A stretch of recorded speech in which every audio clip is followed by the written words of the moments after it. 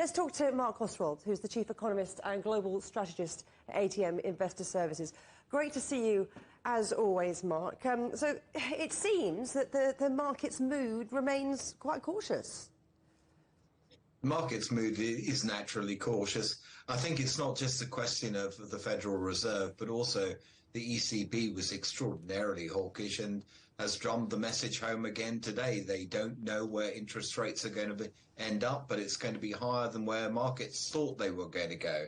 And we've also got a lot of chatter going around the Bank of Japan exiting its super easy policy once Governor Kuroda retires.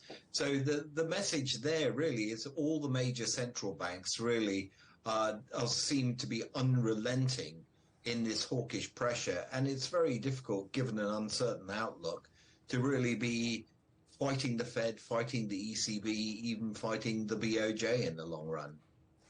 And it's looking like quite a quiet week when it comes to economic data. But there are a couple of things that we could be looking out for, aren't there? Yes.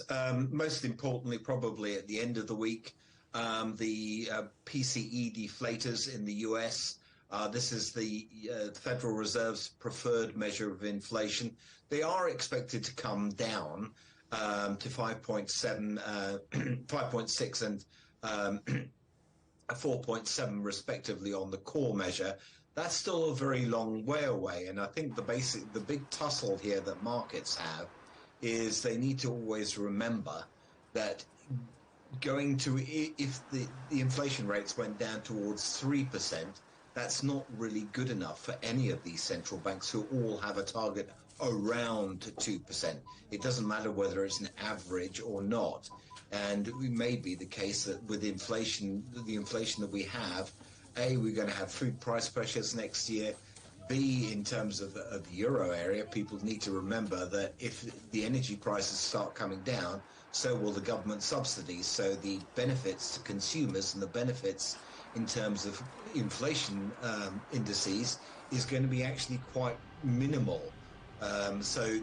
There is that nagging doubt in the background, and obviously we've also got this prospect of corporate earnings in terms of profits being quite severely impaired next year. So I think I know the answer to this next question, but I'm going to ask you anyway. Are recession fears going to continue to cast a shadow then, or will we get that Santa rally in Europe? No, I think recession fears are very much continuing to cast a long shadow. And the problematic is when we get to year end, it's all about people rebalancing their portfolios. And at the moment, the natural thing really to do is probably rebalance away from the equity markets. There are estimates, I think, from JP Morgan suggesting that there may be 100 billion of equities in the US to be sold before year end.